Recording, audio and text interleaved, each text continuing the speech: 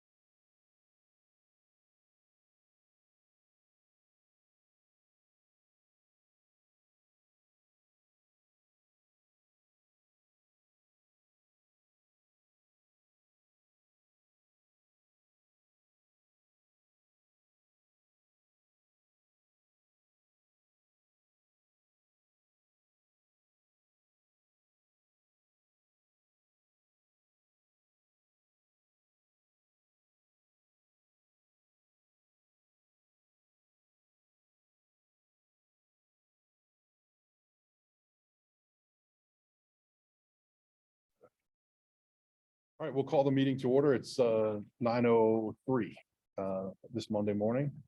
This is the study commission to study nuclear energy technology, focusing on next gen technology. There's a very long name that I can't remember for the official title of this commission, but that's basically what it does.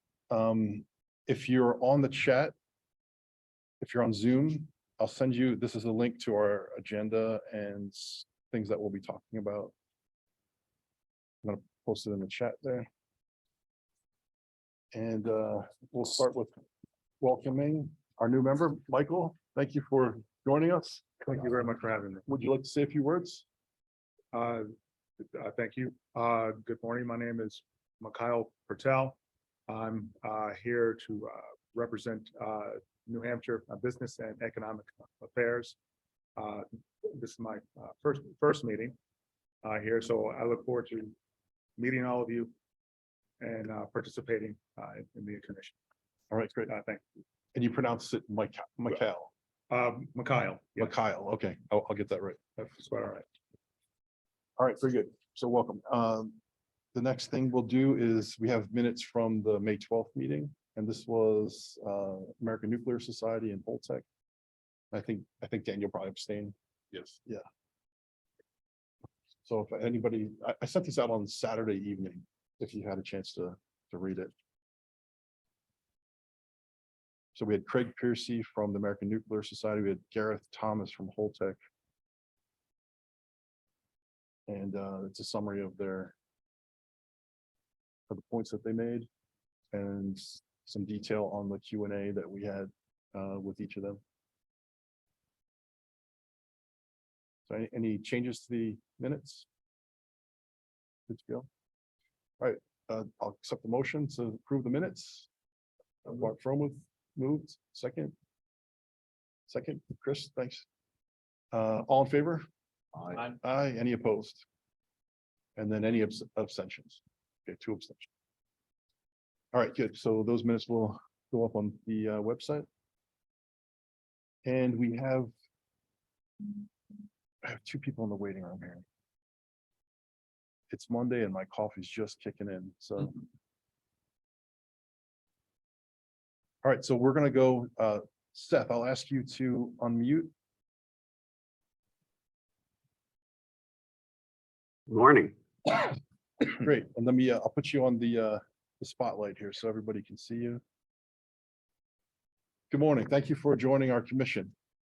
I'm off to the side here. I don't know if you see my hand waving, but the cords for the camera are short, so I need to sit close to the TV. Great. So Seth, welcome. And if you'd like to introduce yourself, and I have your slide presentation. Do you want me to present, or do you want me to make you a presenter? Why don't you make me a presenter? All right. You. Let's see, that's not that's something else. And while you're doing that, I'll say I'm Seth Grae. I'm the CEO of Lightbridge Corporation. We are designing advanced fuels for reactors for the existing plants, modular reactors. Pleasure to share the bill with my friend Matt Wald, who will be on next, as one of the leading analysts and writers in the nuclear power industry. So I also look forward to Matt's presentation. I look forward to any questions and comments that all of you have. Great. And I am trying to figure out how to make you a presenter. Okay, you might be able to just share my screen if you let me. Or you know what? If it's faster, why don't you just start? That's fine. Here we go. I just Do it from your machine. try that now. Let's see. Find on where it was. Okay. Well, that's on the TV. So yeah.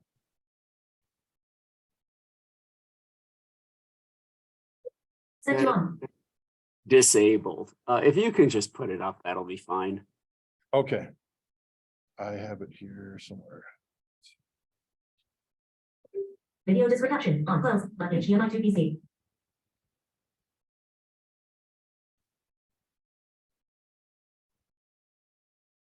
Just take me 1 second. Yeah.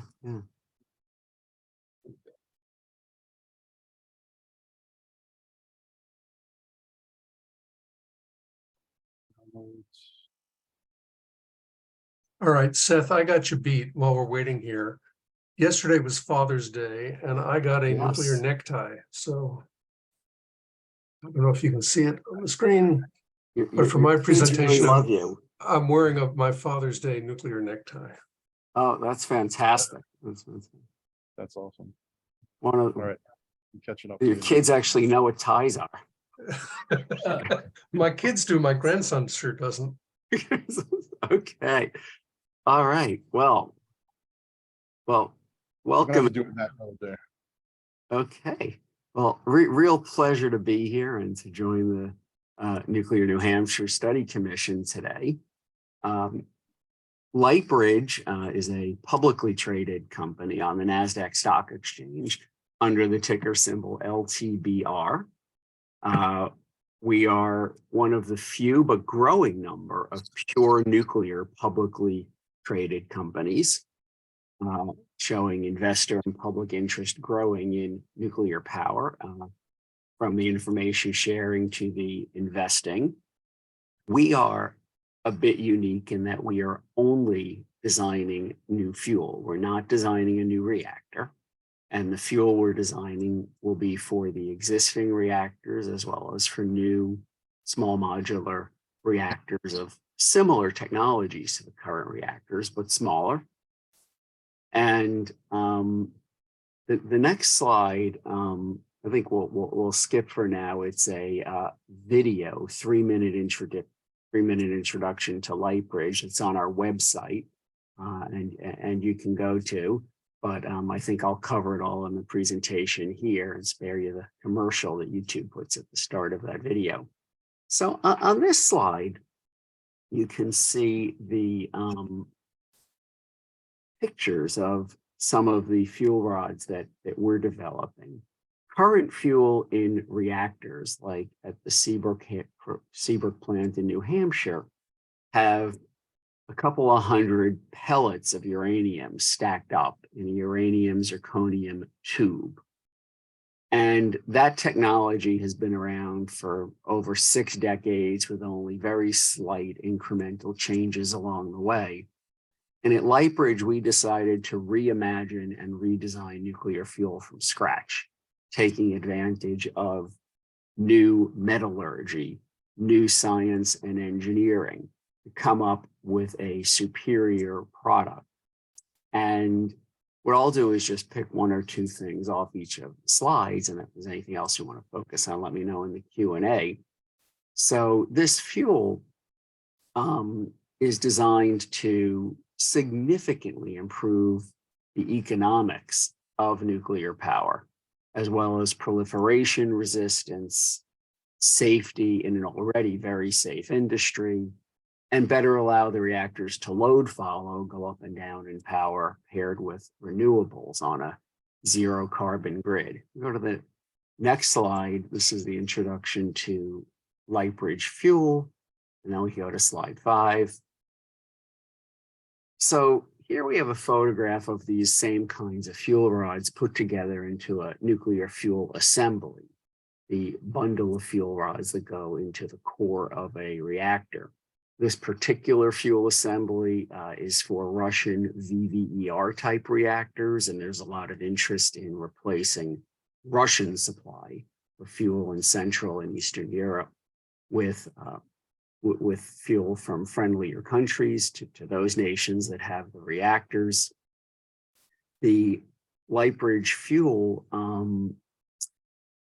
will utilize in these kinds of reactors what's called high assay low enriched uranium, higher enriched uranium than used in reactors today, but still low enriched in that it's under 20% enrichment. And this is part of what allows our fuel to improve the economics of reactors by the fuel running longer in reactors, so the reactors are shut down less often, and giving the reactors a power up rate. So every day the utility produces and sells more electricity. We go to slide 6. So this is a cross section of one of our fuel rods that went through testing. You can see the outer layer of the rod where there's a cladding made of a zirconium alloy. the displacer down the center line of the rod, like the lead down the center of a pencil, which is also a zirconium alloy with chemicals in it that absorb neutrons, keeping the center of the fuel rod extremely cool for nuclear fuel. So even with the increase in power output, this fuel runs about 1,000 degrees Celsius cooler than the current fuel does in reactors down that center of the fuel rod. And then the fuel core is the high assay, low enriched uranium in a mixture with zirconium alloy. And this whole rod is metallurgically bonded as one piece of metal in a very high-tech system that we invented the design and the production methods for. And one of the benefits here is the absence of a fuel clad gap. When you stack pellets inside a tube, there's space between the pellets and the tube, and the fission products in a gaseous form can form in the fuel. And if there's a breach in the fuel rod, there's a burst of release of that radioactive material. But in Lightbridge fuel, you don't have that, which we'll explain on a coming slide. So we go to slide 7. Thank you. So on the right side is a quote from the U.S. Nuclear Regulatory Commission. This isn't from Lightbridge. This is currently on the NRC's website, and it mentions Lightbridge by name. And on the next to last bullet on this slide, down at the bottom right, complete retention of fission products means no burst release of those products upon cladding failure, what we were just talking about. And then this goes on to mention how this fuel supports higher power and longer fuel cycles. And you can see on the image here how the fuel runs about 1,000 degrees Celsius cooler down the center of the fuel rods than the current fuels used in reactors. We can go to slide 8, please. So how we design safer fuel. So we developed the fabrication method for this fuel, which we are now demonstrating at Idaho National Laboratory and at Pacific Northwest National Laboratory using a co-extrusion method that produces all of these zones within the rod from a billet all at once.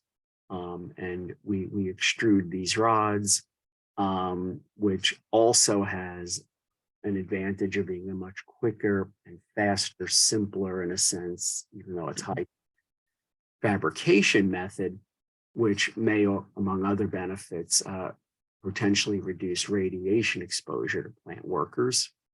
The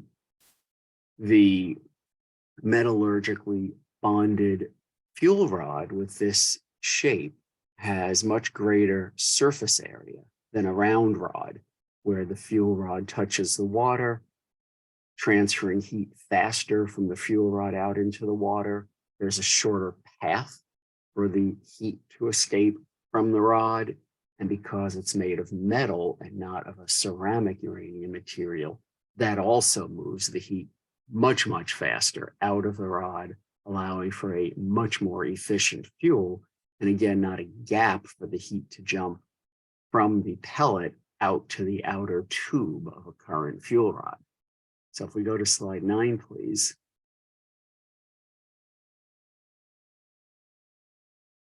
Capacity factor is an important issue in power generation. Nuclear, you can see in the green line at the bottom, has the greatest capacity factor. Capacity factor is the percentage of time during the course of a year that full power is produced by a power plant or by another energy generating source. So you can see solar thermal average production about 20.5% of the time. Nuclear is up to about 92.7% for all our plants in the United States year round. And nuclear utilities are looking to find ways to increase that even further.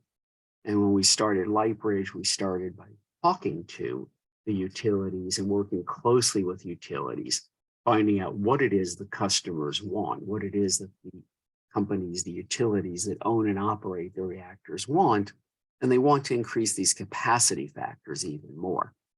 So by giving a longer fuel cycle that Lightbridge does, so the reactors are shut down less often, increases the capacity factor. We also can improve the power output of the plant and reduce the cost per unit of electricity produced by the plant while increasing the revenue. So we think we're answering what the utilities are looking for. We go to 10, please.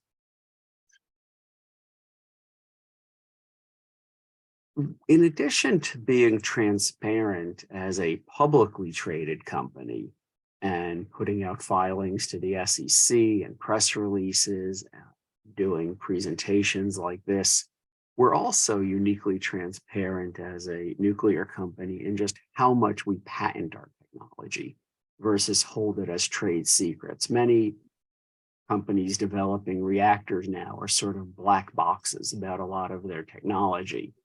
But Lightbridge goes the patent route with almost all of our technology, putting it out there for independent analysis and evaluation.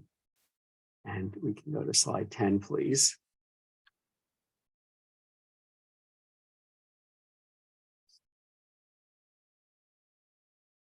So I'll talk about some of our recent fuel development milestones. We'll go to the next slide, please.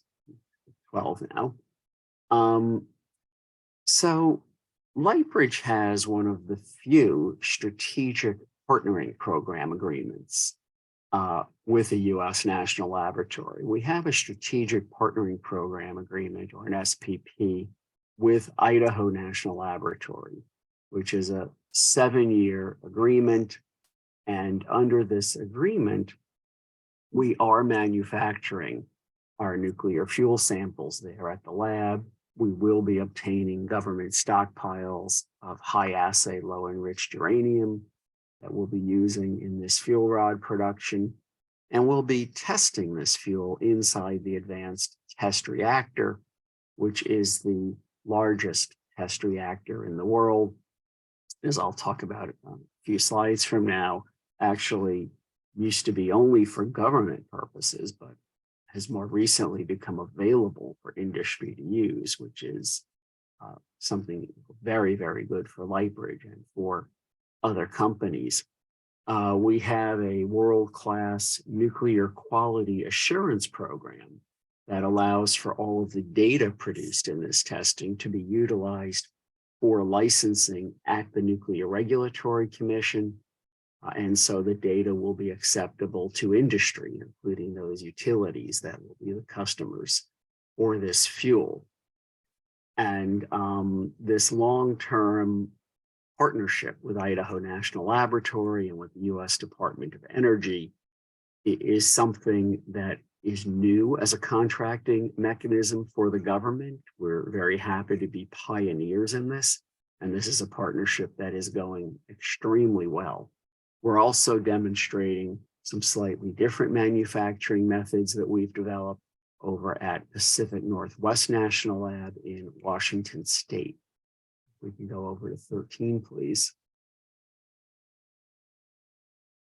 So the top right photo is looking down on the head of the advanced test reactor, and the bottom photo is actually inside the core of that reactor with its famous serpentine-like core. It looks a little like it's snaking around at the bottom of that pool. This partnership with Lightbridge is leading to commercialization of the fuel. And as we'll show on the next slide, it's helping us prioritize what that commercialization pathway will be. So if we go to the next slide, please. So from the top photo here, which is another part of the advanced test reactor at Idaho National Laboratory, we can go off to the bottom right here, which was our original path. The large light water reactors, pressurized water reactors, boiling water reactors, and the pressurized water reactors include those Russian type EVERs in Eastern Europe. The pressurized water reactors include the Seabrook plant in New Hampshire. We could also go to the small modular reactors that are also pressurized water reactors like NuScale or Rolls-Royce or Holtec, or boiling water reactors like the GE Hitachi BWX 300, bring benefits of Lightbridge fuel to SMRs. And there are also pressurized heavy water reactors, including CANDUs mentioned on the left here. And there are about 40 of them in the world. And these reactors use shorter fuel rods, and with our fuel would not need high assay, low enriched uranium to get all the benefits of Lightbridge fuel with enrichments under 5%. And there are reasons why the producing fuel for CANDU reactors would actually be the cheapest, quickest path for Lightbridge fuel as a first set of commercial customers, as we're also rolling out the other two that we'll be evaluating the balance of this year and into next year. And as we get data from this testing at Idaho National Laboratory. So over to the next slide, please.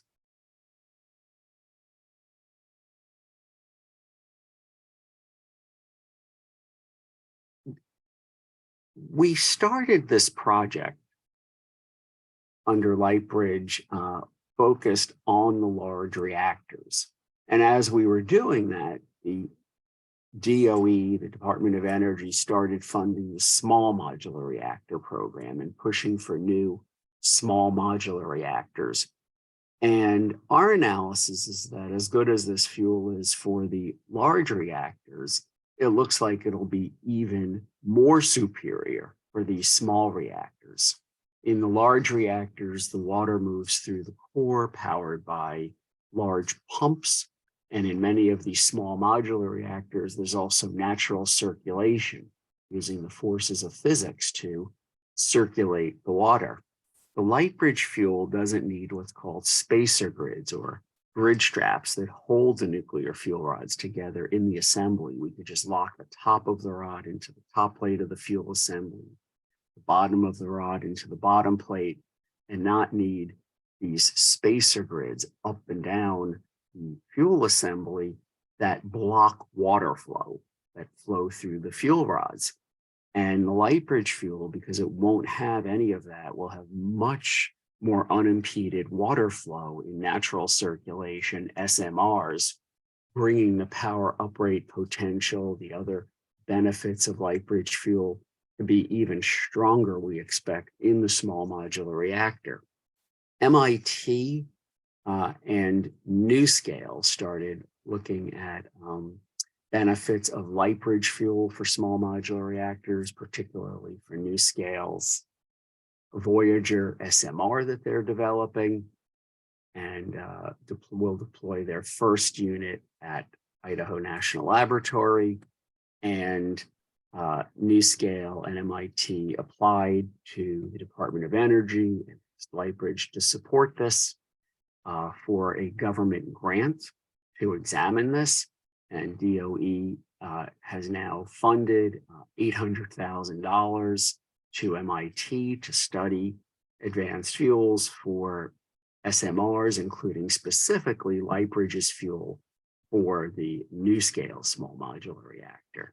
And that work is underway. It's a total of a 3-year program, and we're looking forward to very good results coming out of this program at MIT, funded by DOE. We go to the next slide, please.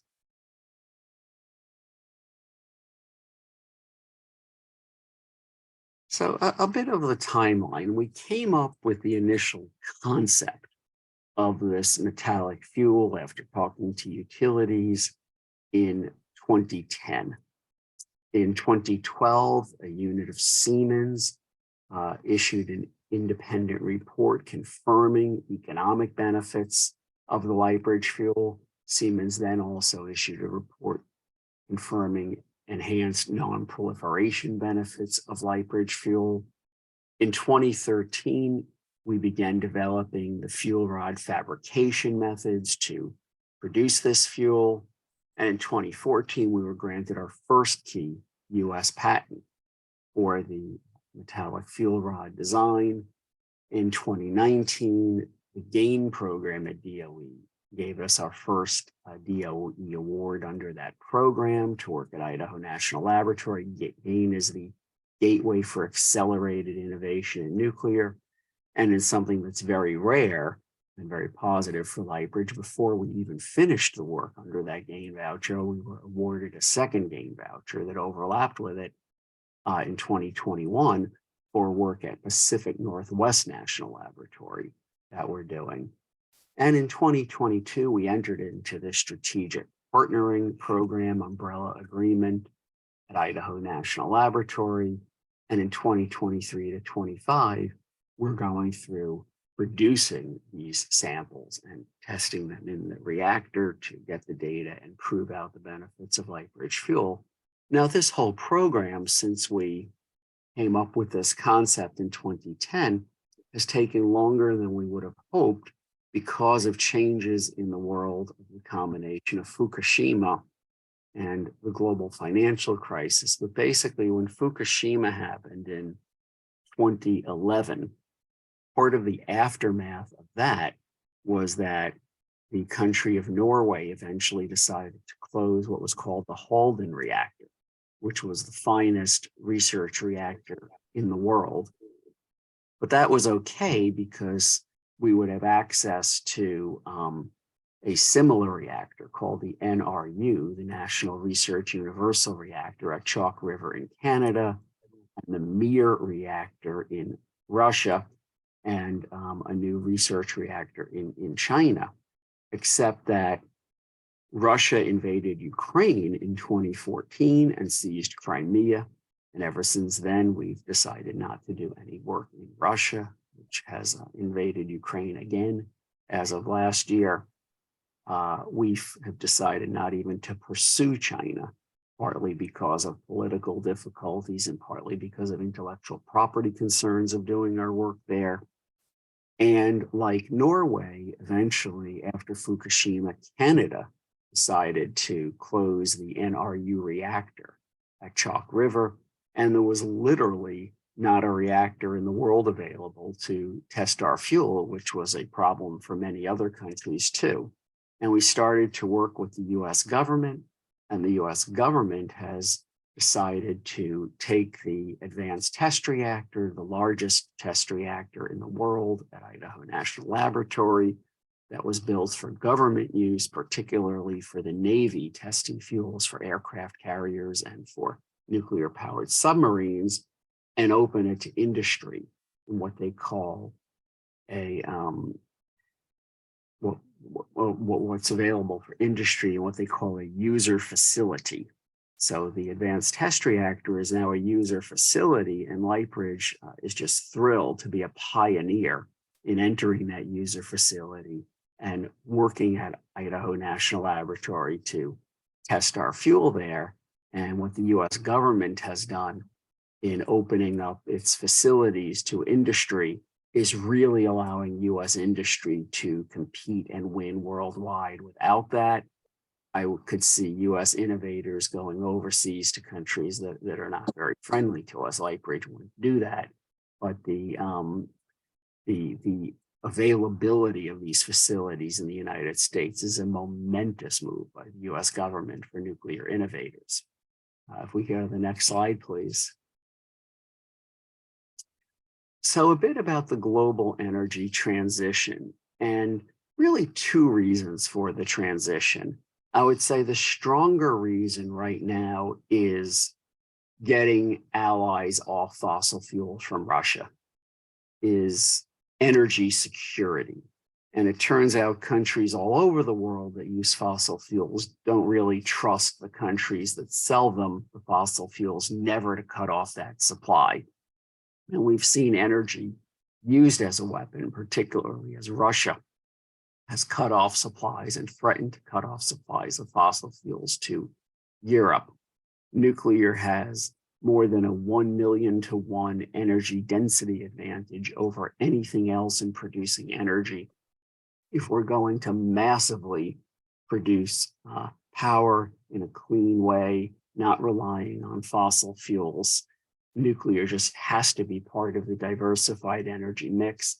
And of course, the other reason why we're having an energy transition, and the reason why that term even came into vogue, is climate change and needing to stop burning as much carbon. Fossil fuels are made of carbon if we're going to reduce carbon emissions into the atmosphere. So if we go to the next slide, please. So the small modular reactors, I think, are going to be a crucial part of the energy transition. And in fact, I think we will fail as civilization to meet the energy transition goals unless SMRs succeed. And that is a reason why, since the DOE introduced the SMR program, Lightbridge has been shifting some focus to the fuel for those reactors. We've demonstrated producing fuel samples using surrogate materials in the rods to SMR length fuel rods. And we're very pleased to be part of the study at MIT now with NuScale that's funded by SMRs. We go over to slide 19, please. So here's an image from NuScale of their Voyager SMR plant. And there are many SMRs in development, in addition to the one being developed by NuScale. And all of these water-cooled SMRs, all of the pressurized water reactor SMRs like NuScale and boiling water ones like GE Hitachi, are target markets for the Lightbridge fuel. And these plants can be deployed for a myriad of reasons. These SMRs can be used to produce electricity, but also process heat or high temperature steam for industrial processes, for factories, for what's called behind the meter applications, for desalinating water. I could see these along the California coast for many, many reasons, including in remote areas where energy is very expensive now to bring to mining operations and to other remote locations for industry and for towns. So if we go to the next slide, please. So if we look at what to me seems to be 4 main groupings of reactors, the current large light water reactors like at Seabrook in New Hampshire, the coming small modular reactors that use similar technology like NuScale is a pressurized water reactor system, a smaller version than Seabrook. Then the future advanced reactors, and Matt will cover these more in his talk, that these are fission reactors also, but not with fuel rods in a light water system. These are molten salt and different technologies, also known as Gen 4. And then fusion reactors, due to the amount of new energy the world will need, I think that SMRs are going to be the driving force here if nuclear is to play a big role here and the world will succeed at meeting its goals. Depending on whose calculations of how much new clean energy the world will need, if you levelize that to energy produced by a large standard light water reactor, say like a Westinghouse AP1000 reactor, the total new amount of clean energy that needs to be produced in the world, added to the world between now and 2050 for all energy using reasons, is about 14,000 of those very large reactors at the lowest end and up to 20,000 reactors. If we have a large set of economic growth and lift many, many more people out of poverty around the world, and that's for powering industry, powering transportation, powering everything. If it was all produced by reactors, it would be 14,000 to 20,000 reactors equivalent of new energy. when I talk to the CEOs of the companies that produce those large reactors, none of them think we'll have, 150 of them produced by 2050 and added to the world's grid. These companies can make a lot of money selling 20 of them or 25 of them, but where will the other 99% plus of new clean energy that we'll need come from if it won't come from building so many more of these new large reactors? The 2 new reactors just opening in Texas, Westinghouse AP1000s at the Vogel site, many people expect to be the last large reactors deployed in the United States. And there are none on order or on the drawing board in the US. There are some others around the world. In terms of the future advanced reactors, I'm very supportive of these technologies and these companies, but the Nuclear Regulatory Commission does not have expertise in licensing these technologies. The supply chain does not exist to a large extent to produce these technologies. None of these companies have built the factories needed to mass produce these plants. And I think they will come. I think they'll be very important, but not in large enough quantities to matter much for the 2050 climate goals, about 26 and a half years from now. And the future fusion reactors, I also look forward to it again. I just don't see fusion moving the needle on global energy production in the next 26 and a half years to meet climate goals by 2050. I think it will be much later. So that leaves these small modular reactors that use light water technology, the supply chain exists for, and the regulators know how to deploy. And if we look at the small modular reactors, how can we produce lots of these in factories? And it's kind of like Boeing produces 737s. Make these by the hundreds, eventually by the thousands, and ship them out. And just as airports are built around the world, but not airplanes are built around the world, and airports are built using civil construction, these sites where these SMRs will be can just have civil work at the site, and the SMRs shipped there. This is similar, I think, an analogy to military aircraft in World War II, the day that Japan bombed Pearl Harbor. The US produced fewer than 9,000 military aircraft a year. Aircraft is another specialty of Matt Wald, he might mention. And 3 years later, the US had produced over 300,000 military aircraft in what looked like a miracle of parts going in one end of the plant and then a strip with airplanes flying off the other end of the plants. And without that effort, we wouldn't have been able to help win the war. And I think we can get to the point where there are hundreds and eventually thousands of SMRs.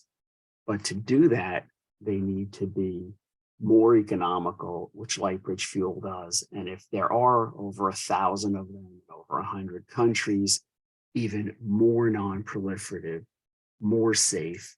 And I think the Lightbridge Fuel answers the call on these. We go to the next slide, please. One of the other benefits of the Lightbridge Fuel is it can surge up and down in power very quickly, which the current fuel and reactors can't do. So small modular reactors designed with Lightbridge Fuel can replace natural gas plants as balancing with renewables on a zero carbon grid. So when the sun isn't shining or the wind isn't blowing, nuclear power can provide clean energy. And when the sun is shining and the wind is blowing, the renewables can, and you could have a truly zero carbon grid.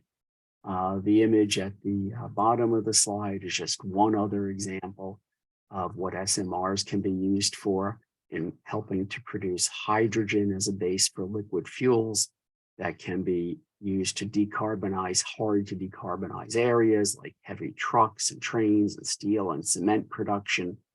And we believe the Lightbridge fuel can be very useful in these processes. We have the next slide, please. The coal to nuclear transition is a very important topic. The Nuclear Energy Institute has found that 80% of the sites with retired coal plants in the United States are suitable for small modular reactors. That's 190 sites around the US, about 198.5 gigawatt electric of energy production. To put that in perspective, that's more than twice the current nuclear generation in the United States. So if SMRs were deployed on all these sites, that would triple nuclear energy production in the United States. The coal plants generally have cooling water sources nearby. They have an electrical switchyard, a connection to the transmission lines. We would not need to build out new transmission lines, which is a big slowing factor in deploying new energy since they're already right there at the coal plants. There are workforces that already work in operating turbines and generators and switch yards. And the coal to nuclear transition potentially can bring in tremendous employment into communities that in many cases are suffering now. And I want to be very careful. I don't want to make any promises to any specific communities, but I do think that SMRs are the most likely and certainly best for a local employment perspective of what could be done with the coal sites, and are very good for the nuclear companies to go to sites with workers already working in energy and electric grid connection, and very good for those communities to get the jobs. Go to the next slide, please. Just to summarize there, on the existing reactors, there's a very large market for fuel. Lightbridge is going after this market.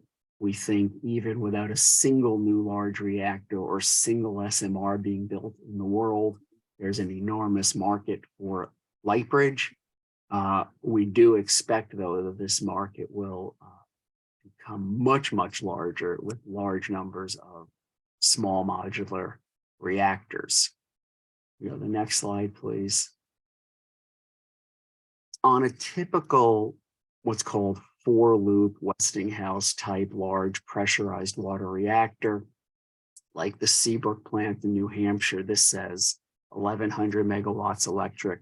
Seabrook is greater than that now due to increases in capacity factor and power uprate since it was built over 2 decades ago. But this is exactly the kind of plant that Seabrook is. The Lightbridge fuel we expect could be used in different variants. It could be used to increase power from the reactor by 10% while increasing the fuel cycle length from 18 months to 24 months, or increase power by 17%, but without increasing the fuel cycle length, or increase power by 30% in a new build reactor, because it would just be more expensive to make changes to an existing reactor to take 30% more power than to build a new reactor. And those are the kind of benefits we expect to bring to SMRs and even more. But a 10% increase in electricity output by an existing plant would bring in about $48 million of added revenue to the plant per year. Increasing the reactor operating cycle from 18 months to 24 months, and this is what we find most of the utilities we talk to want to do, would bring in about $8 million from selling electricity during times that the plant otherwise would have been shut down for the refueling outage. And these outages are expensive. By avoiding as many outages and bringing in so many guest workers to perform the outage and equipment purchases on an annualized basis would save about an additional $4 million per plant per year.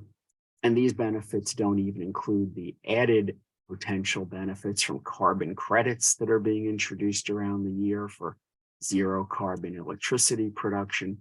And they don't include the cost to utilities of buying replacement power to provide while the reactor is down. So we think the economic benefits to our customers will be very good from Lightbridge fuel. If we go to the next slide, please. there's also tremendous bipartisan support for nuclear.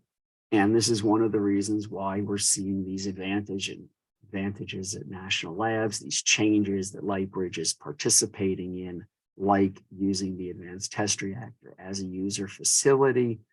And it's really remarkable how strong the bipartisan support is in Congress, and how, be it a Republican or Democratic administration, these issues go on with very strong House, Senate, and administration support. We go to the next slide, please. So the political landscape has shifted in favor of nuclear power. It was shifting before the 24th of February last year when Russia invaded Ukraine, but that invasion has really changed the dynamics tremendously. Our allies need to get off relying on Russian fossil fuels. We need to help them do that as a nation. The European Union has its what's called taxonomy of favoring green energy and has designated nuclear as part of that. The United States, similarly under the Inflation Reduction Act, is providing production tax credits for nuclear power for the existing fleet, and tremendous financing support for new nuclear technologies. And all of this has sort of been supercharged by Russia's invasion of Ukraine, on top of what was already considered a climate emergency. So the energy security plus climate have really helped shift the political environment rapidly. And polling shows also globally, attitudes of the public toward nuclear power have been increasing, especially as these newer, smaller, safer technologies are preparing to come out. So the next slide, please.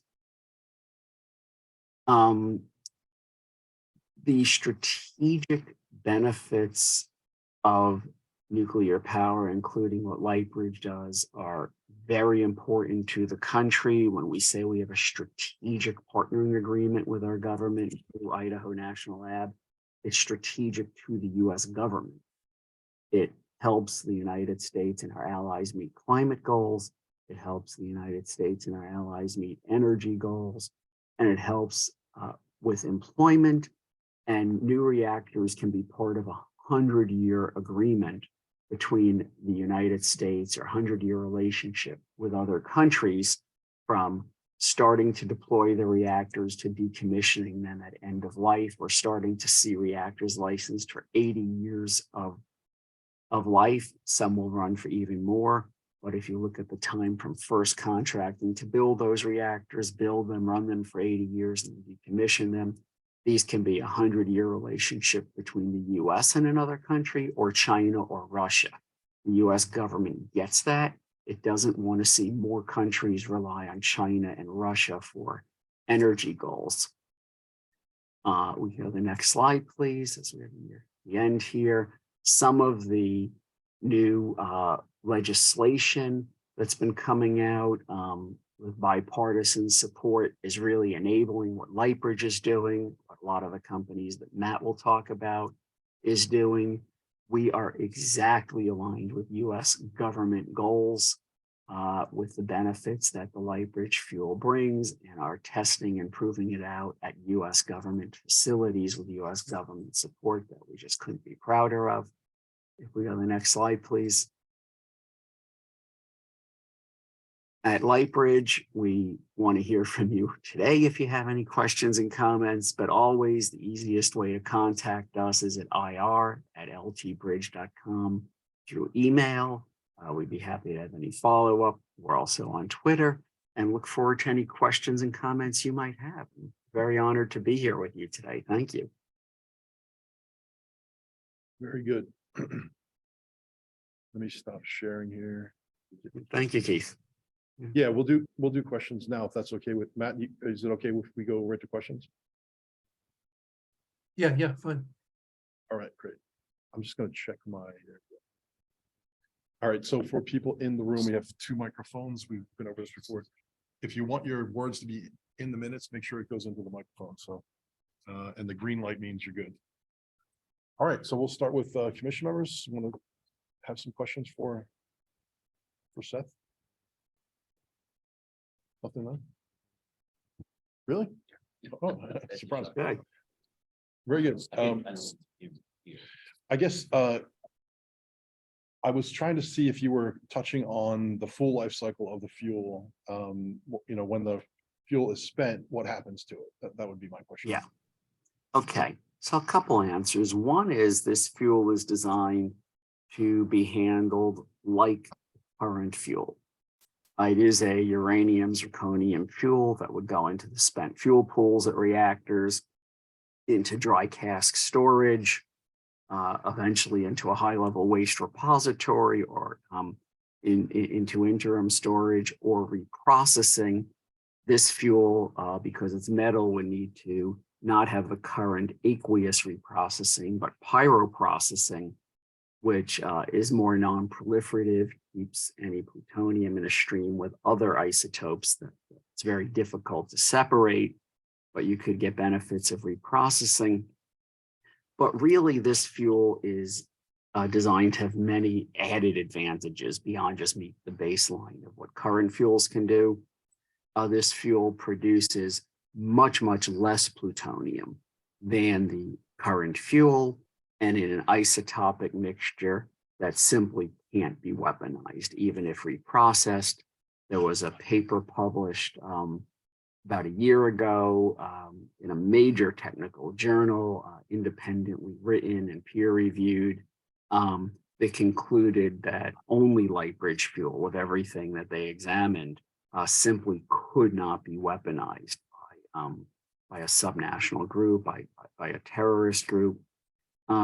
We recently had a paper published, another peer-reviewed paper that came out in the last few months, that showed that Lightbridge fuel would consume plutonium at a rate of about 5.5 times that of MOX fuel per fuel rod, mixed oxide fuel. The Lightbridge fuel, that study was aimed at weapons grade plutonium, but we expect it would be very similar for using Lightbridge fuel to get rid of reprocessed materials from the current fuel from reactors if it gets reprocessed.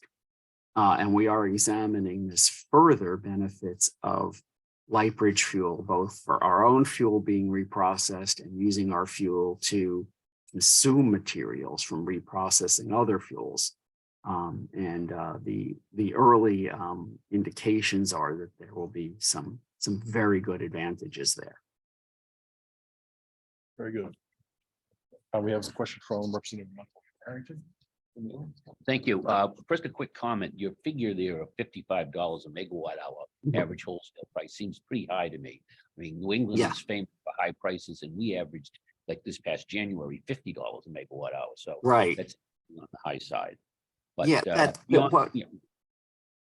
was that's this a quick answer to that? Was we look back over about a 15-year average that some government agencies use, and then look forward based on projections we're seeing. So yes, at any given moment, we'll get comments that numbers we're using are either much lower than what's happening somewhere or much higher than what's happening somewhere.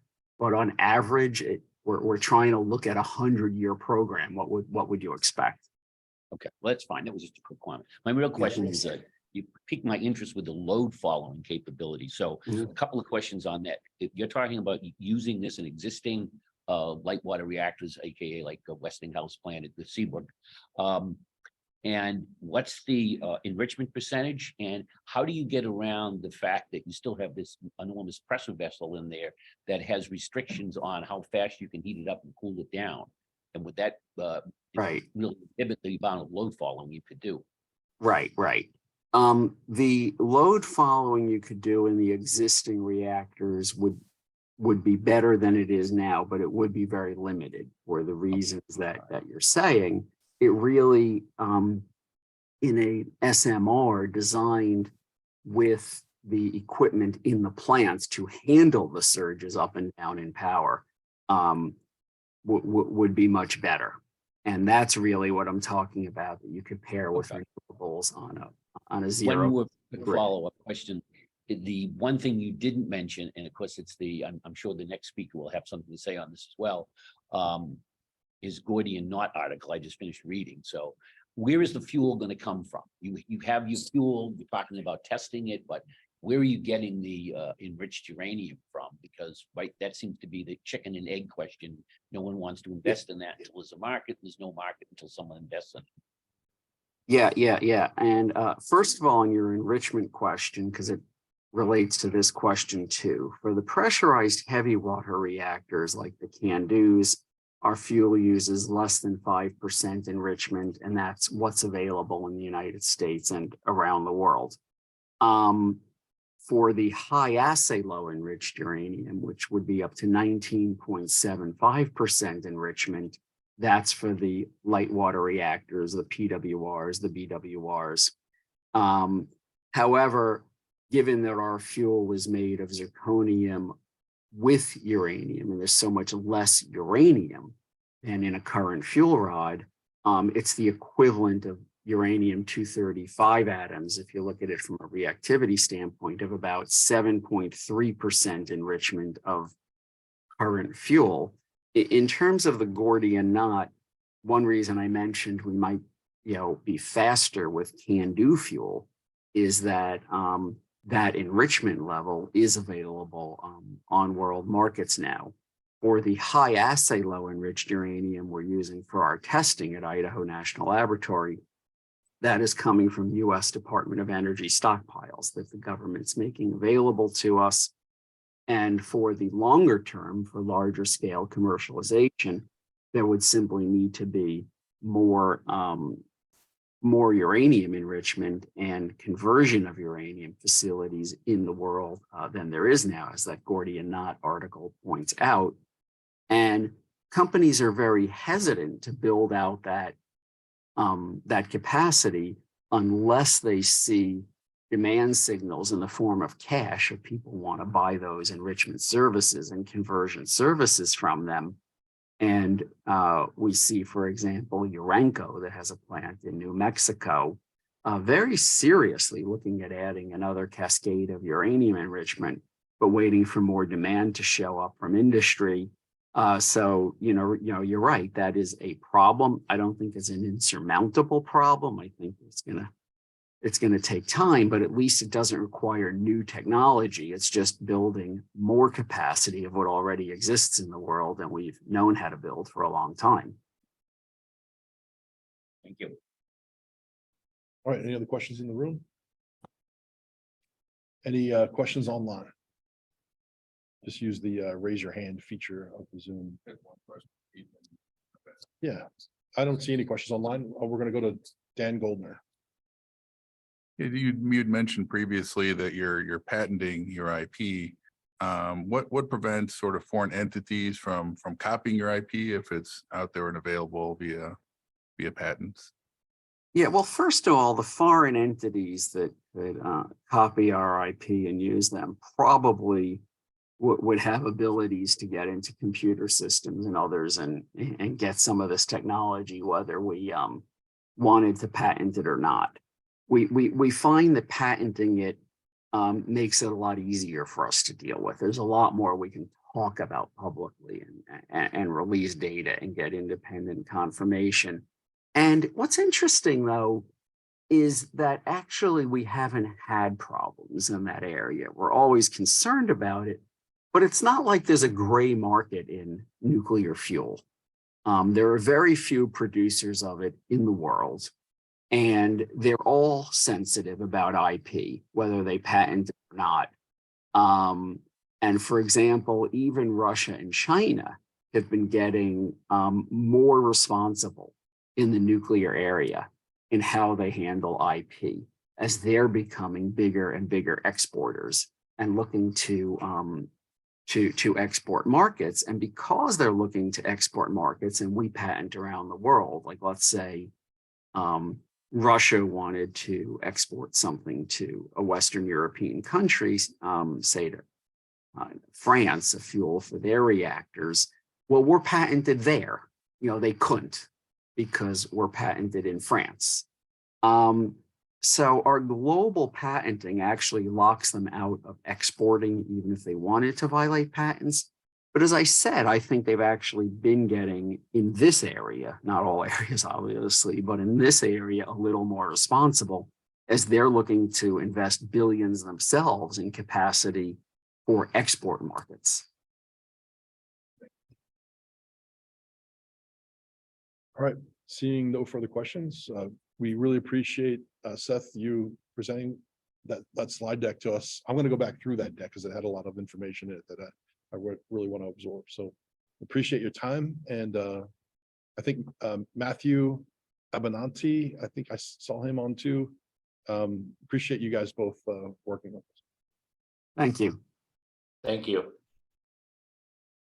All right, and you're welcome to stay on. We're going to move on Yes. to the author of the Gordian knot article that was mentioned, Matt Wald. And Matt, I'm going to make you spotlight. Very good. All right, now you can see my nuclear tie. There you go. Very good. Thank you very much for having me here today. I'm not an engineer. I've been through about 30 reactors over the years. I have a broad view of the technology. I've been through Pilgrim and Maine Yankee and Connecticut Yankee, to name some in your neighborhood that aren't with us anymore. Millstone 2 and Millstone 3, Indian Point, and Point La Pro, a CANDU. I've also spent a lot of time looking at new designs, kicking the tires on what hardware is available. And a lot of these things, there's not a lot of hardware yet to see. I've been down to Vogel a couple of times, been out to NuScale to see their mock-ups. I've written about Natrium, X-Energy, and Kairos. I should say that these days, I write a lot for the American Nuclear Society and for the Breakthrough Institute, a non-governmental organization that advocates for advanced nuclear, but I'm not representing either of those here today. I'm just giving you my own views. I'd like to give you a broad overview of how I see the emerging nuclear landscape and the energy landscape overall, and then take your questions. There's a lot of neat ideas out there. We should bear in mind that ideas that look promising are not guaranteed to be practical or commercializable. A few years ago, I went up to Ithaca, to the campus of Cornell, to see the research reactor they had there. They were tearing it down in order to make space for a nanotechnology lab. Remember nanotechnology? It was the flavor of the month a few years ago. It's disappeared without a trace. I was skeptical of that one, but I will confess that I wrote enthusiastically about the potential of cellulosic ethanol. A lot of money and brain power went into that. We don't have that either. Maybe the tooth fairy will bring us the recipe. So a lot of the advanced reactor ideas aren't new. They're just back in the limelight because of our previous breakthroughs in energy, notably fracking for shale, in shale for fossil gas, and hyper-mechanized coal mining have brought down the prices for fossil fuels, but they're coming back to bite us because we are loading the atmosphere with too much carbon. Now there's a demand for nuclear, which has a much smaller carbon footprint than solar and is on par with wind. And Keith, if you could put up the first slide. It's a chart. I'll talk about it while you figure it out. It's a chart from my former employer, the Nuclear Energy Institute. I was there for 6 years as a policy analyst and as a spokesperson. It's a compilation of utility pledges to decarbonize electricity production. It may overstate things because it's not clear that all of the utilities will achieve their goals, but it also may understate things. If we think that a lot of the reactors aren't going to make electricity, there we go, or at least not make electricity full time, they may make potable water or hydrogen or the heat needed to make steel and chemicals. So this is where the demand is coming from. All these folks have made promises that they can't keep today. They don't know how to keep them. And they're hoping for nuclear machines that will balance out the wind and solar and allow them to keep their public commitments. I think the biggest if in the nuclear world right now is fusion. Everybody got hyped up about the recent breakthrough that the Department of Energy sustained a fusion reactor that, after really careful pencil sharpening, they calculated had produced more energy than was consumed in setting it off. But that doesn't really mean very much. It means the house load for a fusion plant is now less than 100%. The house load for a plant like Seabrook is in the low single digits in percentage points. In many advanced reactors, it'll be a lot smaller than that. The DOE facility produces one fusion every few minutes. A commercial plant would have to produce several per minute, maybe more than one per second. And fusion reactors run on two forms of hydrogen, that one that's rare, deuterium, and the other that's hard to make, tritium. Then the operation of the fusion plant creates wastes that are highly radioactive for decades, not millennia as from fission plants, but still decades. Moving on to fission plants, there's a big number of technologies now getting serious attention. The number that will succeed is between 0 and maybe 7 or 8. I'm hoping for 7 or 8, but we'll see. I would like to characterize these on two criteria: the degree of innovation and the degree of nearness to commercialization. These are opposites. You can stack them up and look at them in either order. They run in opposite directions. I'm going to describe 3 that are close to what we have now, but smaller, smarter, easier to build, and more nimble. They're closest to being ready for prime time. These are, there's a dated expression, prime time, right? Television prime time doesn't exist anymore. These are NuScale, GE Hitachi, the BWRX, and the Westinghouse AP300. And then I will describe 2 more that represent bolder, more creative thinking that have some attributes that are new and badly needed in the drive to decarbonize the economy. I'd say this is the second wave of new reactors. This is the X-Energy XE100 and the Natrium reactor. Natrium's a partnership between GE Hitachi and the Bill Gates company, TerraPower. My guess is that these are, at this point, probably 10 years away. And then I'm going to talk about machines we might see in the middle of the next decade that are also real departures from traditional technology, but are farther back on the development timeline, including Kairos. And I'll say a few words about microreactors. I say a few words because under the best of circumstances, I don't think we're going to see a lot of these in New England. The first of these things is going to be in remote settlements or mining operations off the grid that are substitutes for diesel generators, and on some military bases and computer centers that process credit cards, similar transactions, where they have a very high need for reliability. Oklo, Westinghouse, Ultrasafe Nuclear, X-Energy, and maybe BWXT are candidates for making those. So to start with the reactors most likely to be commercially available first out of the box, they have 3 things in common. They all 3 use fuel that's already commercially available and qualified by the NRC. They could move on to Lightbridge, but they can use stuff that's on the market now. They all use ordinary water, called light water, for 2 functions: for slowing down the neutrons that are liberated by fission to a speed more likely to produce another fission, and for carrying away the energy as heat so that it can be turned into steam and then mechanical power and then electricity. And they're all smaller, which produces 2 categories of advantages. They're probably easier to manufacture. I say probably because nobody's done one yet. And they're also easier to design emergency core cooling systems for. I'll start with NuScale because uniquely, it already has an NRC license. It's got a coalition of municipal utilities and other public power agencies in the West. They're on the verge of ordering a plant. But to be completely honest, they've been on the verge for a while now. It's got good prospects in Europe. It's got a really interesting design. And Keith, if you can move on to the second slide. Excuse me. This is one NuScale module invented to be 50 megawatts, now uprated to 77 megawatts. This is a reactor in a thermos bottle. All the reactors we have in power service now are water-based reactors. They all have the same design issues. At the top of the list is that the fuel is really good at generating heat, even after the chain reaction stops. It's easy to stop the chain reaction, but the fragments of uranium atoms aren't stable, and they want to continue giving off radiation, which means giving off energy. At the instant you shut down a reactor like Seabrook, it's still making about 9% as much heat as when it was running. That decays gradually. Excuse me.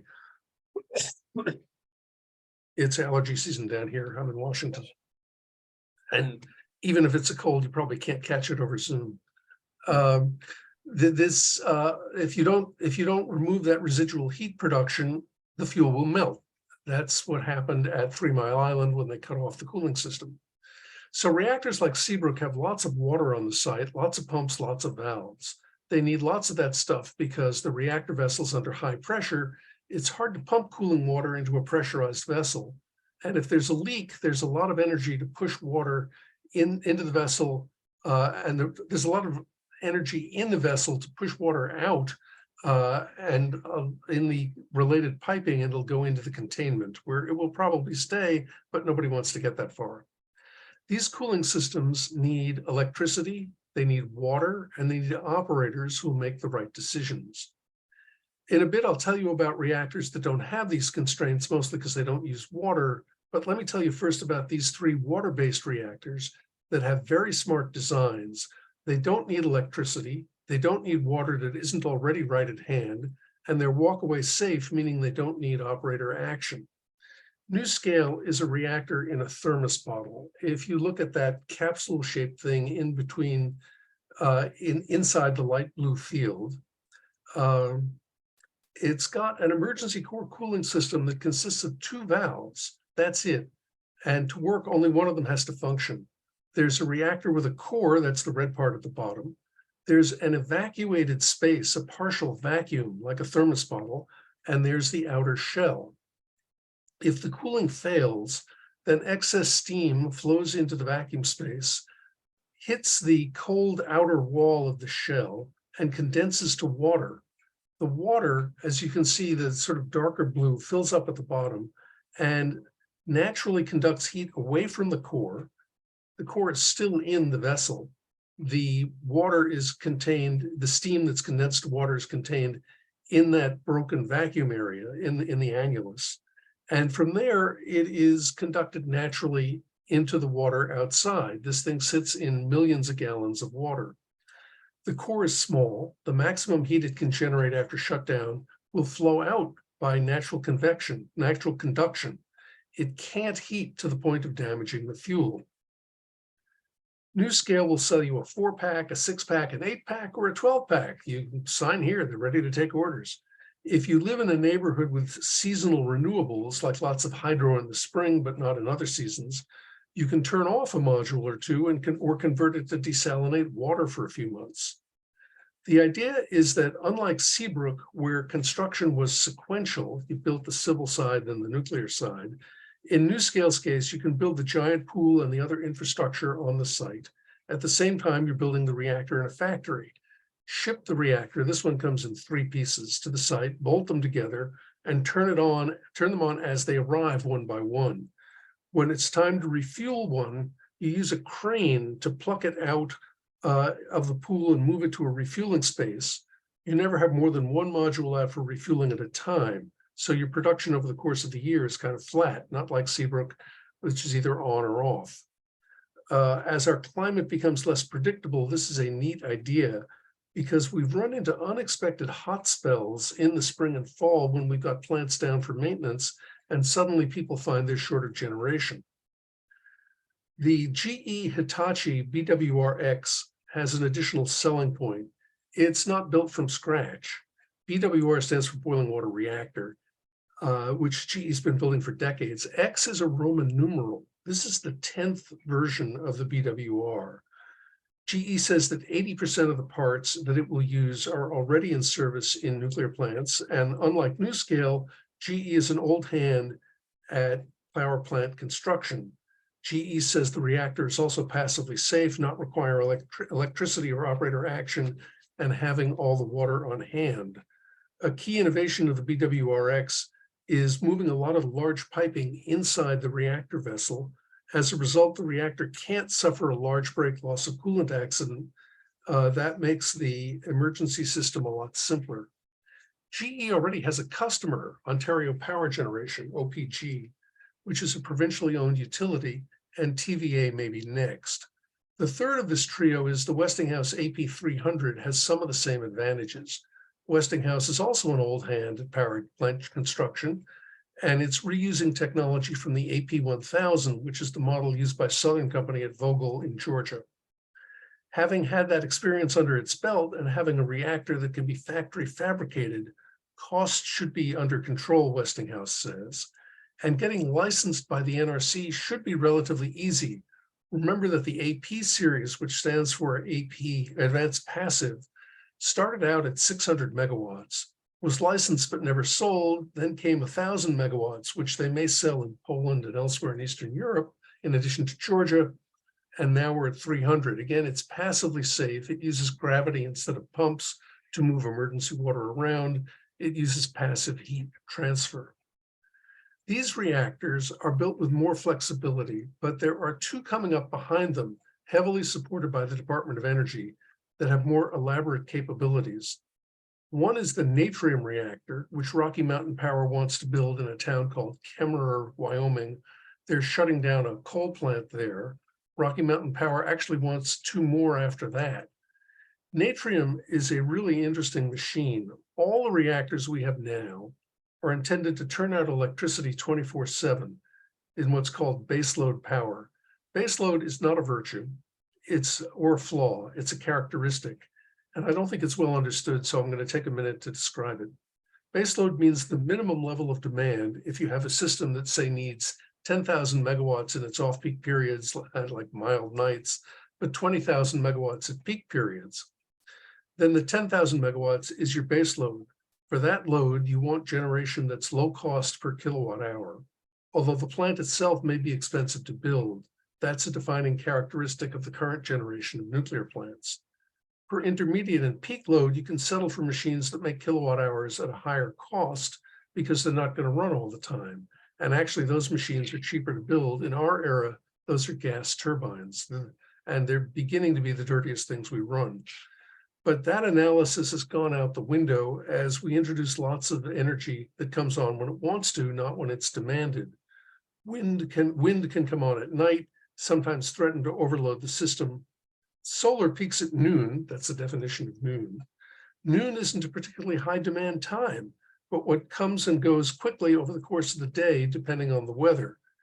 This creates, Keith, if you can move on to the next slide, this creates a need for energy that can scale up or down. Enter natrium, it's the cure for the infamous duck curve, the problem of balancing out the system as solar rises and falls. I see my reactors moving up and down and left to right, but I don't see my duck. The natrium reactor runs steady 24/7. There we go. Okay. This is not my slide. Whoever put it together, I got to say, has a sense of humor. What you're looking at is year by year. This is the demand the utility has to supply independent of solar. 2015, it was pretty flat. 2016, 17, as years went by, more and more solar in the middle of the day. 2022, and especially 2023, you're now producing more energy from solar alone than the system needs. You've got to export energy. Overgeneration will make the system crash. You got to pay others to take it. This is the California system. Now, whoever looked at this the first time saw it as a duck. Somebody with a sense of humor now sees it as this threatening looking dinosaur, but the belly is the problem here, and that's what natrium wants to solve. Natrium does not send its heat directly to a steam generator and then a turbine. Instead, the reactor heats up a huge tank of salt. That's a kind of battery. It's a thermal battery. It's not the kind that has a positive and negative terminal. It's not the kind you put in a flashlight, but it's a battery. A second set of equipment pulls the heat out of the tank and turns it into steam, and that makes electricity. As a result, the natrium reactor is designed to put out a steady 345 megawatts. It's a decent sized machine, but the turbines can vary from 100 megawatts to 500 megawatts. So you tone it down to 100 megawatts at noon, you let the salt heat up, and then it can run at 500 megawatts for 5.5 hours. So the sun starts to go down at 4 p.m., but people are arriving home, plugging in their electric cars, cranking up their home air conditioners, turning on the big screen TV, cooking dinner in the microwave. Demand is soaring. Natrium says a plant can start discharging its battery to balance supply and demand. In practice, in places like California, which have an enormous problem meeting the demand. California has plenty of fossil gas capacity, but those machines simply can't start up fast enough. They're like a freight train. They take a long time to get up to full speed. Natrium fills in the gaps in a carbon-free way, generally minimizing the natural gas burn. Now, people who've looked at the electricity demand from a utility net of solar say that the duck is only going to get worse. I think that's true unless we change the incentives for deploying solar. You put one more solar panel in California right now, and at its peak hour of production, noon, 1 p.m., et cetera, its output is worthless. Its output is less than zero. There's a second characteristic to natrium. It's not water cooled. This has two big implications. One is that it can get a lot hotter. Water-based reactors are limited in the temperature they can get to because the hotter the water, the higher the operating pressure. Nobody wants to build a machine with higher pressures than what we've got now, which is in the neighborhood of 2,200 pounds per square inch. That's hard to build vessels and piping for. The other is that with no water, the reactor isn't moderated. That is, the water isn't slowing down the neutrons as they're emitted from each fission of a uranium or plutonium nucleus. They're flying around at an appreciable fraction of the speed of light. That makes them much more energetic. They can split a variety of atoms that today's reactors can't split. They can split uranium-238, the dominant form of uranium, of which we have vast quantities because we've been plucking out the uranium-235 for use in water reactors. They can split some of what we now call nuclear waste, stuff that's only slightly radioactive, but will remain radioactive for millennia and thus become more difficult to dispose of. If those atoms, which are fragments of uranium, are split again, they'll give off even more energy, and they will paradoxically become more radioactive, but that's good. It's good because they'll burn out faster. They'll be radioactive for tens of years, hundreds of years, not millions of years. That makes for easier disposal. These are two factors that mean the natrium technology isn't going to be here immediately. First, it needs uranium at an enrichment of approximately 1 part uranium-235 to 4 parts uranium-238. That's HALEU. The highest enrichment now commercially available is 1 part uranium-235 in 19 parts 238. That's about 5%. That's not completely correct. There's one commercial source of higher enriched uranium. It's a government-owned company in Russia, as Seth described. So let's take that off the table for now. The other factor is that first-of-a-kind projects always run into problems that weren't expected. The event is more likely as the project departs further and further from what's come before. Toyota can shift pretty easily from last year's Prius to this year's, even though the new one has a different battery, chemistry, and some other refinements. Toyota shifting to the Mirai, the hydrogen-powered car, is much more difficult. It's a little tougher. We're going to find the same thing in reactors. Also in this category of big departure is X-Energy's pebble bed reactor. This is a gas graphite reactor. On paper, this reactor is really attractive, partly because the fuel can tolerate very, very high heat, runs at low pressure, and produces very hot steam, capable of doing a lot of different kinds of work. The pebbles are swapped out while it's running, like a gumball machine with a kid taking gumballs out of the bottom and somebody dumping new ones in at the top. So it doesn't need to shut down for refueling. It will need to shut down now and then, but not for refueling. But again, it needs a higher enrichment, and it's fundamentally a different technology from what we have now. It's also likely to start life in an interesting place at a chemical plant. The first customer is Dow at a place called Seadrift in Texas. Now, Dow has some advantages. One is that it's used to big projects. It's got in-house engineering chops. It's also in a business where it can get a competitive edge by saying that its products have a smaller carbon footprint than its competitors' products. Dow may represent something new, a customer for nuclear that isn't a utility. Plants like the XE100, the X-Energy product, can do more than make electricity. They can do work of the kind that a plant like Seabrook can't do. In fact, plants like this may cause a return to the 19th century system of industry. In the 19th century, companies built dams on the Connecticut River and then canals to tap the water. And for direct mechanical hydropower, manufacturers would cluster around these canals. At first, the power was mechanical, later it was hydroelectric. We may see industries that want process heat begin to cluster around new reactors like the XE100. We may be approaching an era of energy parks. X-Energy and Natrium both have major funding from the ARDP, the Advanced Reactor Demonstration Program. Following behind them are some companies that create designs that have lesser levels of funding, probably farther back in the development pipeline, and I'll mention 3. Kairos is also a pebble bed, although pebble is not the right word. Somehow ping pong ball bed doesn't have the same cachet, so they call it a pebble bed. Kairos uses salt, not gas, to carry away the heat. So you've got the pebbles floating in a salt solution. Kairos is very low pressure, very high temperature. It's getting very close to permission to build a test reactor. This will be the first non-power test reactor for a commercial product since the 1960s. Another entry is Moltex, which is a fast reactor using molten fluoride salt.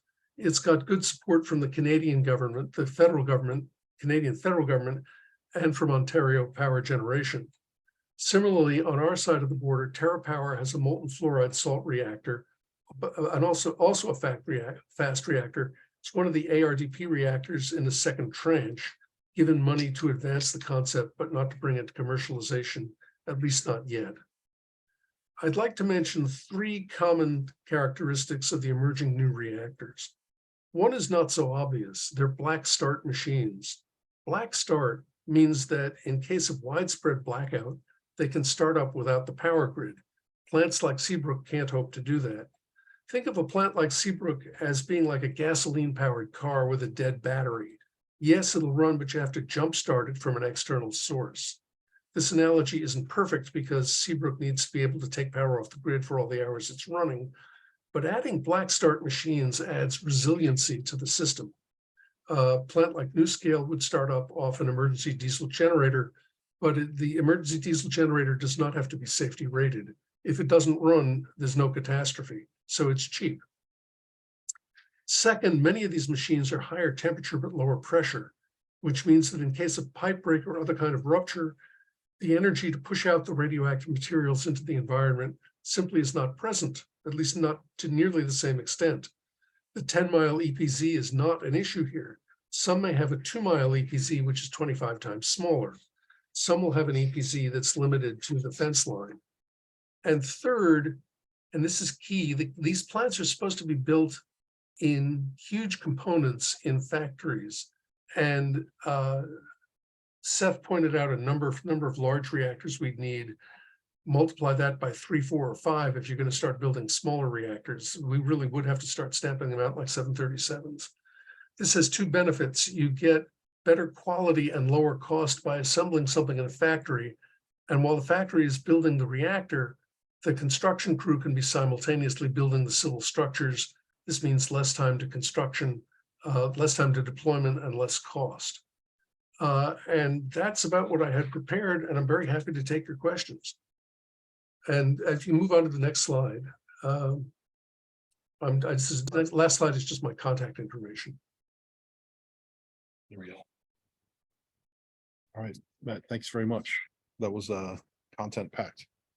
And it was a good overview of a lot of the companies that we've heard from so far. I think Moltex and Kairos we have not heard from, but most of the others you mentioned. Either one of those would be good candidates for your group to hear. Okay, great. All right, and start with questions in the room. And I just want to, Bart Fromuth, our commission member, suggested that we get you as a speaker. So maybe you two can connect after.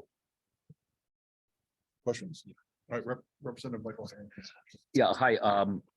I just noticed that Centrus now has got NRC okay to introduce uranium in a HALEU production demonstration plant. Can you provide any additional information on that?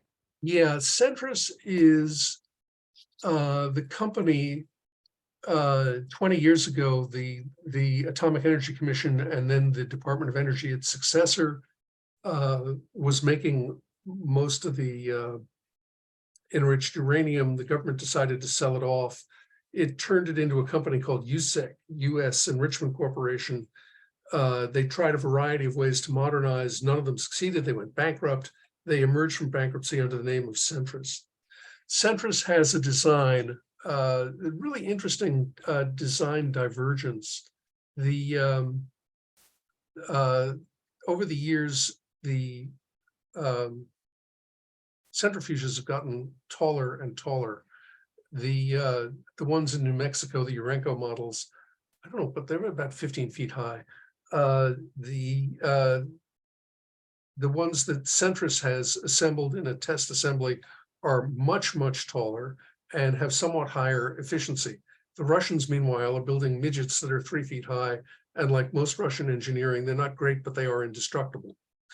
So Centrus has a preliminary cascade set up. It's not quite ready to turn it on.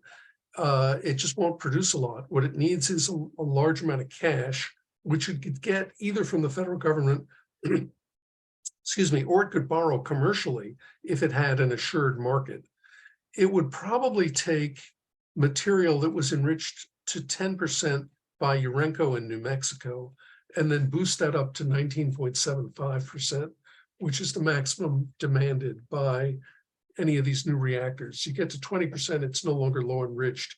It's then considered military grade. It's not quite weapons grade, but you've done most of the work to get it to the level you need for a bomb. Follow. Yeah, thank you. So having said all this, we sort of still with the chicken and the egg question. Yeah. Who's going to make the HALO until there's a market for it, and who's going to make the reactor until they have the HALO? How do you see that playing out? Is it just going to strictly be the federal government's going to have to step in and fund huge amounts of money, or do you think private industry like Dow Chemical, because they're getting a lot of money from the feds as well on that project, is going to step in? How do you see it playing out? It's something. Well, I have good news for you. If you paid your taxes, you're going to help build these reactors. The two ARDP reactors in the first tranche, Kairos, excuse me, not Kairos, X Energy, prominently X Energy and Natrium, get pretty hefty one-to-one matching from the federal government. May turn out to be less than 1-to-1 if the builders have to spend more on it than they intended, which is in nuclear not out of the question, but they're getting pretty hefty subsidies. The government induced private industry to get into the nuclear business by making low enriched fuel available. And that was initially like 3%, not 5%. The government is going to have to step in as a middleman and order X tons of HALEU and then sell it to break even, maybe make a profit, who knows. But they're going to have to be the middleman between the chicken and the egg. There's a different problem here, which is Congress fumbled last year, didn't get anything done. This year, I really don't have high hopes for any kind of budget at all by October 1st. We're going to be on a continuing resolution. The House is approaching complete dysfunction, and the Senate was never very good at consensus. And as a result, it's not just the nuclear stuff, it's everything. We're going to have real trouble getting a budget together.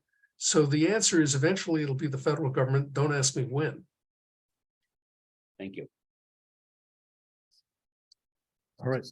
If you're on Zoom and you have a question, use the raise your hand feature of Zoom. Any other questions in the room? I see people thinking.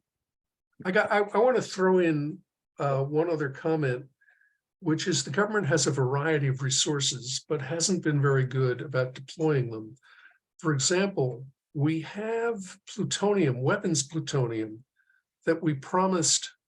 We made a deal with, I think with Boris Yeltsin, with the Russian Federation. We would destroy some of our weapons plutonium if they would destroy theirs.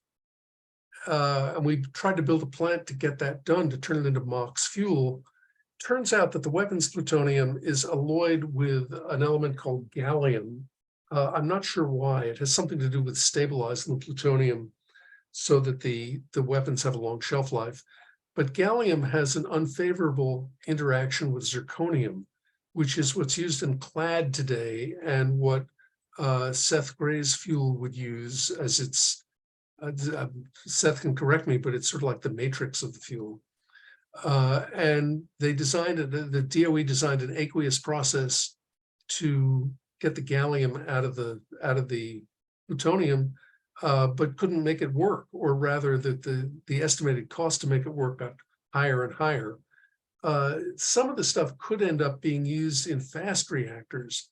If we could do that, we might be able to relieve the shortage we're seeing develop in enriched uranium.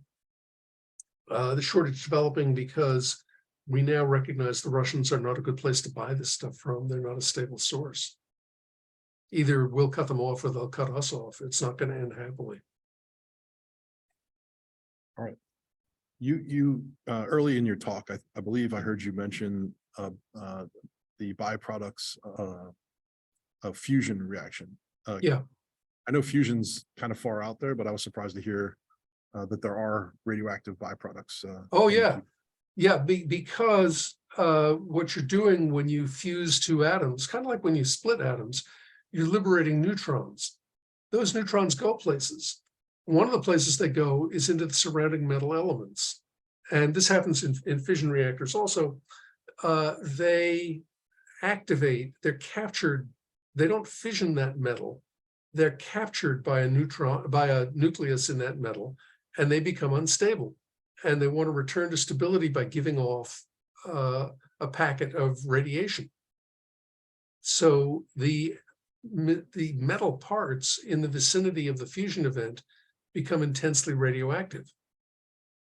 Now, fusion does not have residual heat production like Seabrook does, like other reactors, like fission reactors do. But it's not correct to say it doesn't produce radioactive materials. Okay. Just to focus on fusion, the heralded experiment that just happened. Yeah. Could you talk a little bit about the total energy input versus, what was at the core of the experiment? Did they actually get more energy out than they put in? Just barely, yes. And you got to start somewhere. Yeah. People say, oh, the joke is it's 20 years away, always will be. Fusion might work as a practical energy source. On the other hand, it might not. You can make cellulosic ethanol from corn husks, from other wastes. You just can't do it in any way you'd want to. You can't do it economically. Excuse me. Fusion could be in the same category. We'll have to see. Everything in the nuclear business sounds better as an acronym, and I have an acronym for this category. It's called DHYB, which stands for Don't Hold Your Breath. There's no point in waiting around for fusion. We should probably put money into it, see what develops, but I wouldn't count on it. Okay. All right, last call for questions. All right, Matt, thank you very much. And My pleasure. If you have any further questions, we'll be sure to reach out to you, and we'll be watching for future articles published by you. Well, I got an editor at the American Nuclear Society who wants the third piece in this two-part series, which is Good. What are we going to do about fuel? Well, why did it go wrong last year? What comes next? And at the moment, I can't answer that question, but I'm working on it. All right, hopefully you do figure it let out. us know. Yeah. Top Thank minds. you. All right. Thank you. Thank you. And you're welcome to stick around. We have a little more commission business. We're going to try to end up at 11 o'clock. Very So, good. Really appreciate it. All right. Matt, can I put you on the spot? All right. Matt Levander works at Seabrook, and I don't know if you can share everything with us, but Seabrook just went through a refueling, and maybe you could just talk a little bit about that process, and I think that'd be interesting for us to hear. Yeah. So, Oh, I'm sorry. Oh, So Seabrook typically refuels every 18 months. The refueling timeline will range anywhere from probably like 18 days to, around 40 days, depending on what's going on for actual work during the refueling outage. They take that time to do a lot of maintenance on the plant that you can't do while the plant is running. During that period, they replace about 1/3 of the core, 2/3 stays. And then that 1/3 of the core goes to a spent fuel pool where it will cool for several years, and then it'll be transferred to an independent spent fuel storage installation that's also on the site. That's the dry cask storage. This last refueling outage at Seabrook was about 38 days, give or take. And we did some major work to try to, preserve the asset of Seabrook. We did reactor vessel head peening, which is a process where they do, it's almost like cavitation induced metal strengthening, try to make the reactor vessel head last longer. So in case we go out to ask for another license extension out to 80 years, that reactor vessel head will be good for that. We did some steam generator bowl drain weld overlays. So there's some industry issues with dissimilar metals causing caustic stress corrosion. And this is something that the industry has done where they do weld overlays to make sure that you don't get any leakage. And then we also replaced some of our low pressure feed water heaters just to help increase the efficiency of the plant. I guess just any questions on any of that? You work the night shift. Yeah, I was on night shift. I was the leader for the mechanical maintenance department. Typically, I work in the regulatory affairs group, but it was a good opportunity for me to kind of see some of the craft working out in the plant. We probably bring in between, I would say, I'm not sure, but several hundred contractors come in for that short window to do work. Companies like Westinghouse, Framatome, and some others. So a lot of coordination. And also a lot of positive impacts for the local businesses around Seabrook with all those extra influx of people coming in and going out to eat, staying in hotels, that kind of stuff. Yeah, I guess. We have a question online. Sure. Go ahead, man. Just tell Go ahead with your question. Thank you. I'm not obviously a member of the commission, but I always like to talk to experts. And I realize this may not be in your direct department, but one of the benefits that Seth Grae was talking about was going longer between outages or increasing the energy output of the core. Is any of those under consideration for Seabrook? I know it has been looked at in the past. I don't believe Seabrook is currently looking at going into 2-year fuel cycles. I think some of the other NextAir owned plants are. I don't know the reason why Seabrook isn't, but I don't believe it is at this time. Thank you. I can assume there's a huge license cost associated. Switch over some new type of fuel with longer outages, different physics characteristics. I mean, that's the fact of it take years just to get approval from the NRC. So it's very expensive. Yeah, I would think so.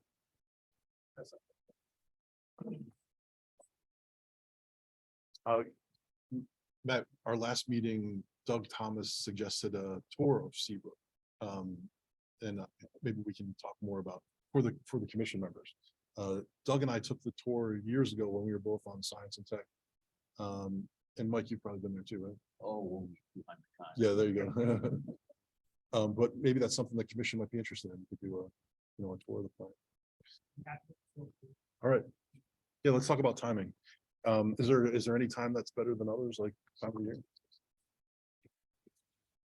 Okay, yeah, all right. Just moving on in the agenda. Is there any public comment from either in the room or on Zoom? Now's your opportunity to just say how great of a job the commission's doing. We have one in the room. Could you pass the other mic over to him? It doesn't matter. We got two. What away from first on that side. Just hold the two. You don't press it. Okay. And just say. Hi, my name is Doug Maley. I have a question. People have talked a lot about load leveling And does that pertain to demand, or is it also if like you're counterbalancing, say, a renewable system?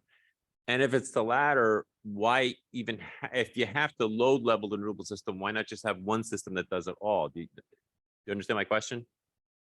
Is it necessary to have, and this is directed to anybody, you know, why have, whether it's a gas or nuclear system, kind of picking up the load when a renewable can't do it? Why not just go with whether it's gas or nuclear or what have you? Well, I think we also have obviously push across the whole country for renewable energy, and that's what's pushing it now. They get massive subsidies, huge tax credits that are actually sold on the secondary market. And so as long as you're pushing solar and wind, you're going to have something to balance it with, because we simply can't turn on the wind when we want it to come on. That's kind of my question. Right. It's not more of a political issue than a true technical. I mean, you could have, I suppose you could have enough between a lot more nuclear reactors, and then you'd want gas turbines for peakers, because nuclear is too expensive for peakers for the most part. It could be done, but you're talking hundreds of billions of dollars of costs for putting out new nuclear plants. They're not cheap to make. And one thing we know is, listen, at the Vogtle plants down in Florida, they're, I mean, I think 2.5 times the original budget and 3 or 4 years over beyond schedule. So, you know, there's really a big risk until they start turning these SMRs out in factories and show that they can be produced dependably on time. We're going to see a big push for, I mean, they're talking building all this offshore wind off the coast of New England, down in New Jersey, they're building it, and of course, solar all over the place, and terrestrial wind out in the rest of the country. So, unless we come up with a real big breakthrough in battery technology, you're going to have something to put that, you know, the power when there's no wind and no sun. Mikhail, are you on the Wind Commission as well? You want to talk just a little bit about that? Just if you're. Okay, all right, maybe just because that's something that's maybe not competing technology, but it's you know, another large scale generation. All right, so next time. All right. One thing I just yeah. comment on wind on the subject, because as a previous speaker brought up, is you know, huge subsidies. It's the same thing there. Yeah. All this offshore wind, there has not been an offshore wind project even proposed in the United States that wasn't have guaranteed purchase power agreement with the utility. And what they did in Massachusetts is the government basically told the utilities that, go negotiate with the offshore wind producers. You will buy their output, though. You have to sign a contract unless you can prove to us it's some really bad reason why you don't. They did sign a contract, and the first wave is being built now. The second batch, the companies building it have now taken the Public Utilities Department in Massachusetts to court, because they said they have to change the contract because they cannot build it at the cost they originally agreed to, because of mostly supply chain issues driven the cost up over the last 3 or 4 years. So that's on hold in court. But there's nobody going out there that's willing to spend their own money. That's what I'm saying. There's no Similar investor issue group with the saying nuclear. this is similar with nuclear. People aren't at all, other than Dow Chemical. Of course, they're still getting, I don't know how many tens of millions of dollars from the federal government for that. But at least it's someone that's putting in some of their own money, which in these other projects you just don't see at all. The idea of the industrial power park that Matt talked about is very intriguing, which is, I think, the Dow is kind of like the anchor tenant or something like that. Not to put you on the spot again, are you also on the hydrogen commission? Senator Wald. The Senator Wald, okay. All right, cool, because that's another thing that I'm interested in. All right, so just getting through the business here, letting you know Nuclear Now is available on your favorite streaming service. It's kind of a it's a good movie to sort of get your head around the political and some of the technical issues with nuclear. I don't have any updates. So in our statutes going back 40 years, there is a position that's supposed to be filled, and it's the somebody that a commissioner for potential uses, peaceful uses of atomic energy. It's New Hampshire RSA 162-B. So we're trying to resurrect that somehow, and you know, maybe that's something that we can modify to bring it up to current state. I'm in contact with someone in the governor's office. I think with the budget going through, they had other priorities, so I haven't forgotten about that. I'll give you an update as soon as I can. Future meetings, this commission ends in December, so we only have, July through November basically for meetings. I'm finding it hard that it'd be easier to schedule future presenters if I know the dates in advance, because I have to scramble the last 2 weeks to try to get our presenters lined up. So I know the legislative session is pretty much winding down. So that's my guy and Senator Pearl will have a little more free schedule. Is there a day of the week that is off limits for anybody? Is there a regular day where you're busy doing something else that you can't attend? No, once we get out of June. I know you have some meetings. Okay. Okay. So Monday or Friday. So I might pick like the first Monday of the month or second Monday of the month. And just schedule the rest of them on that date. 9 a.m. Does that work for everybody? Kathy, would that work for this room? So July, we won't have a meeting, but maybe we'll do the tour of Seabrook. It's voluntary if you want to come, but maybe we can do a tour of Seabrook in July. It's really neat to see the turbines and the buildings, and you can look at if you've ever seen the show Life After People, the second pad site of Seabrook looks like that. It's got vines growing on it, but it's it's an unused potential location that we can check out. And then we'll do August through November. I have a list of subjects that I think we should cover that we haven't really touched on. David couldn't be here today, but I was talking to him over the weekend. He's made some contacts with funding, how to get funding from the federal government. He's got some contacts that are willing to present to us so we can learn more about that process. The IRA, the Inflation Reduction Act, and the infrastructure bipartisan. There's funding in both of those. Seth's one of his slides covered all those sources, so we'll try to dig down into that. I have today's a federal holiday, so I have the U.S. Department of Nuclear, I think the deputy secretary, I believe. She couldn't make it today. It's a federal holiday, so but they're lined up, and I thought maybe we could tie them in with somebody from our federal delegation and have that form. So it'd be a funding, a meeting focused on funding. We should have a meeting focused on siting. And I don't know how to, maybe Dan, you could help me with that offline. Okay. David has an idea. I don't know if I should share it. I'll just give you a basic, where in the state could we have switches, interconnections with the grid? So Matt talked earlier about the industrial power zones. So where in the state could you put an interconnect? Where are those sites possible, right? And just put those on the map so we can figure out if it's even, logistically possible to have an industrial power zone. Maybe in the North Country with a large manufacturer. So that might be something interesting to check out. Remember, Seabrook was built to have 2 reactors. Yeah, right. That's the second pad site. I have 2 fusion companies lined up. It's Helion, which is the company that just did a power purchase agreement with Microsoft. I'm waiting to see how that comes out. Yeah. And then a company called Zap Energy. And Zap's willing to present to us as long as we don't conflate fusion with fission. They're really, they want to make sure that we're not mixing the 2 things up. Let's see.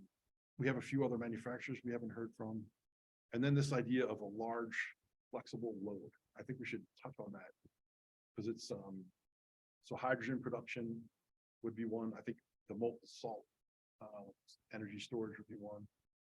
So what kinds of large flexible loads can be partnered with a reactor? And storage system. Yeah, storage, but that way, we talked about load following, load leveling a minute ago. So those large flexible loads are a tool for load leveling, but also to make the project financially more attractive. Right? So,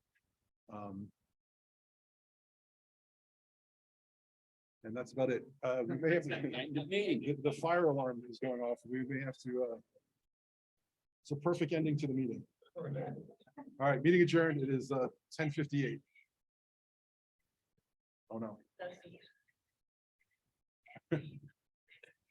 We have to leave the building now. What does it say? It's been All right, see everybody on Zoom. My laptop like dying of fire. I don't know. what All right, happened? meeting adjourned. Fire?